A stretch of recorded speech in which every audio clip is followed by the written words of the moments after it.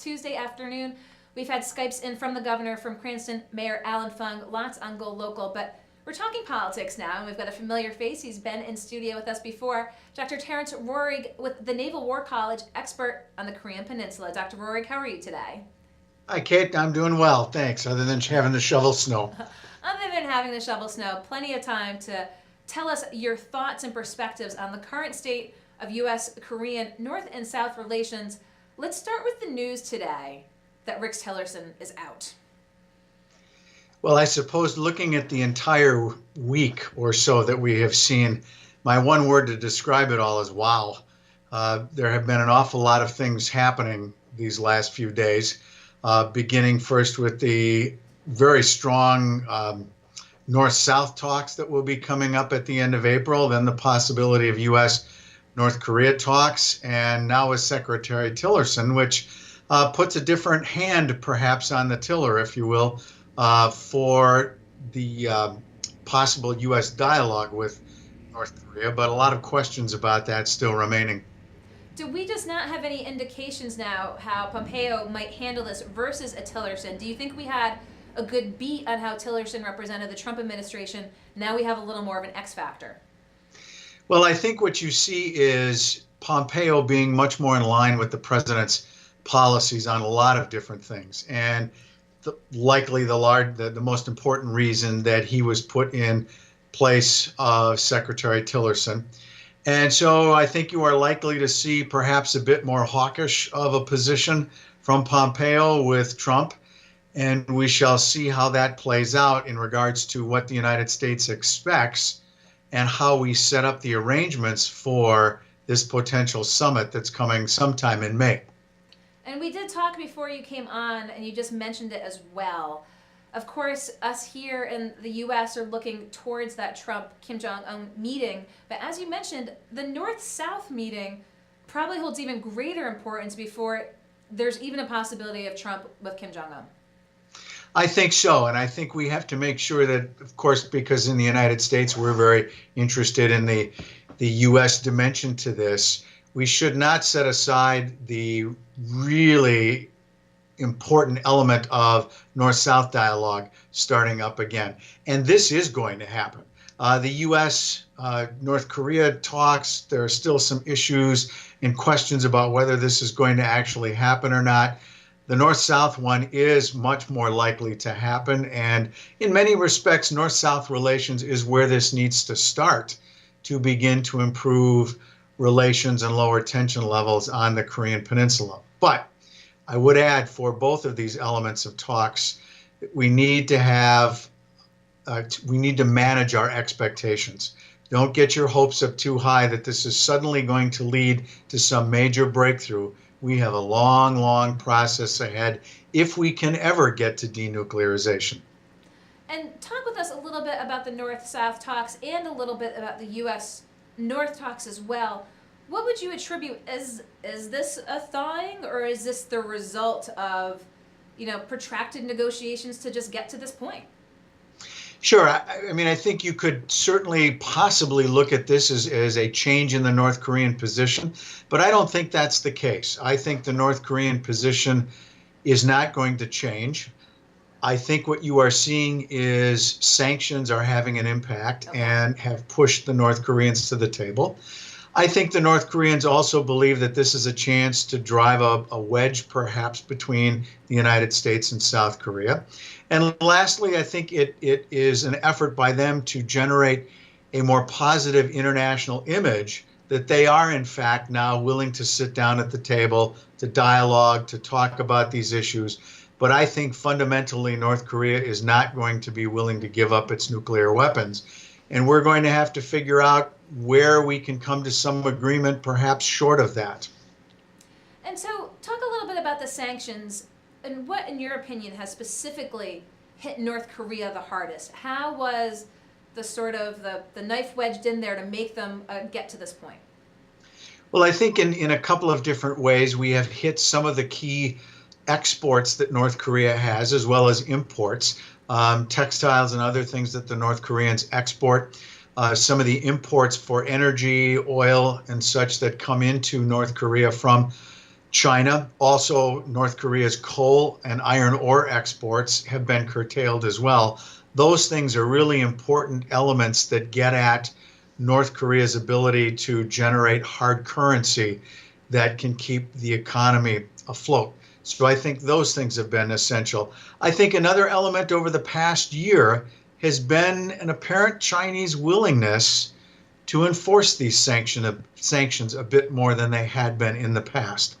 So it's interesting, in about a year ago, the South Korean National Bank, which produces estimates of the North Korean economy, put out a statistic that in 2016, the North Korean economy grew by 3.9%. Okay.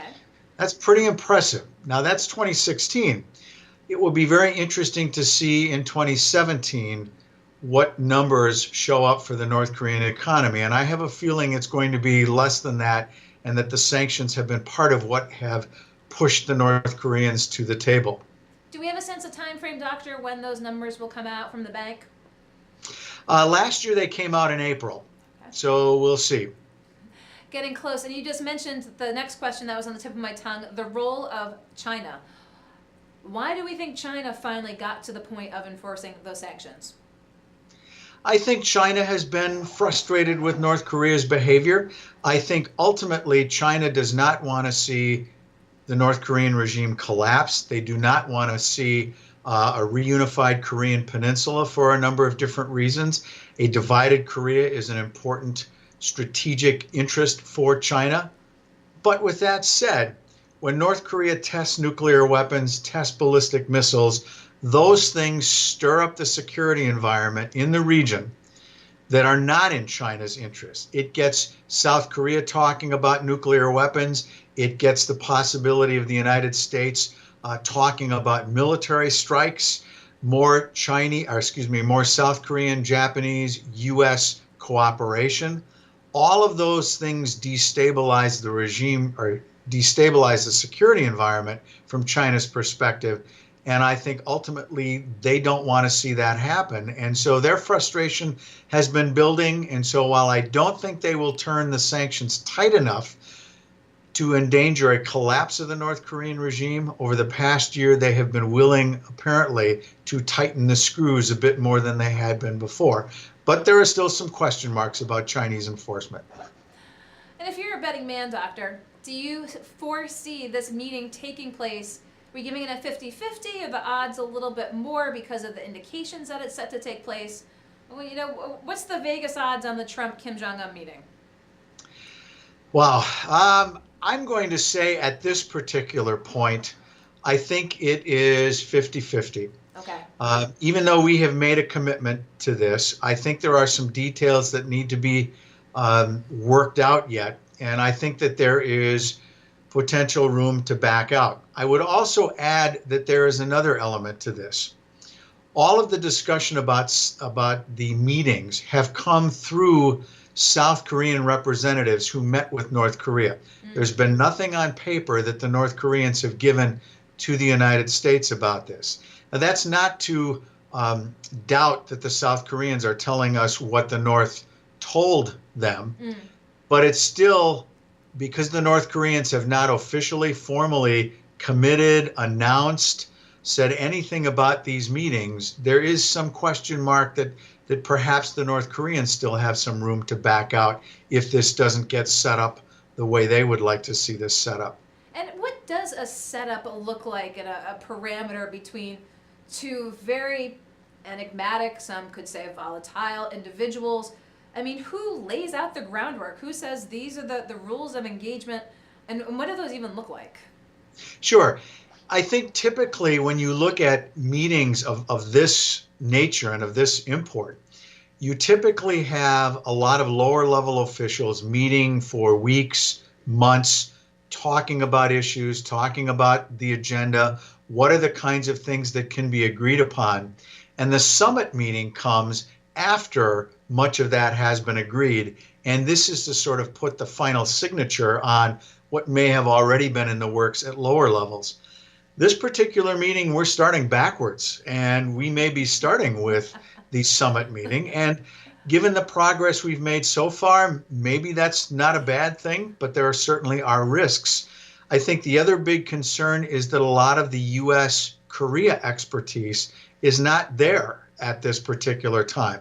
In particular, we have not had a U.S. ambassador to South Korea since the administration's been in office, and Joseph Yun, who has been the main point person for negotiations with North Korea, recently resigned his post, and that's unfilled as well. So that, as well as some other lower level positions that have not been filled, that's a concern in regards to the planning going forward. But we shall see.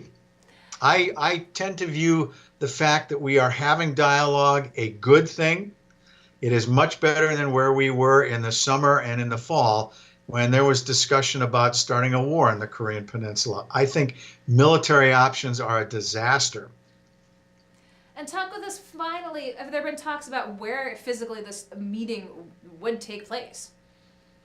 Yes, that's another interesting element to this. Some have talked about possibly that the invitation was that Kim Jong-un would be willing to come to Washington, D.C. I doubt that. And I think Kim Jong-un is unlikely to be willing to go abroad at all. He has not done that yet. There are issues where there are human rights groups that say he should be hauled in for what his regime does. So you leave the country, that comes into play. Also, if you leave, now others in your domestic political environment can make mischief potentially if the leader's gone. For all those reasons, I think it's unlikely Kim Jong-un is going to leave the country. I also don't think Trump is going to go to Pyongyang because of the optics of that. Some have suggested maybe Vladivostok is close, but again, I think that's unlikely. Beijing, maybe. I think what you're left with is the same venue where North and South Korea are going to meet, and that is at Panmunjom, which is right on the border. And I think that will be the relative neutral site. Some have also suggested Geneva, Switzerland. But again, I just find it unlikely that Kim Jong-un is going to leave very far from home. Well, I appreciate your taking the time to Skype in on this snowy day to give us some perspective on the latest with Korean relations with the U.S. We've picked your brain in the past, both everything that's taken place this week. Professor, I appreciate your taking the time to Skype in. My pleasure. Happy to be here. Okay, we'll talk soon. Thank you. All right, thanks, Kate. Dr. Terry Roehrig at the Naval War College. We have talked before. Appreciate his taking the time to Skype in today here at the Navigant Credit Union Broadcast Center. We'll be providing more weather updates throughout the evening. We did get in touch with the Weather Channel. Dr. Nab there at the beginning of the show told us more snow is expected. It is coming down here in Providence. We'll have more weather updates, and we'll be back in the the Navigant Credit Union Broadcast Center tomorrow. We'll see you then. Thanks, everyone. I'm GoLocal News Editor Kate Nagel.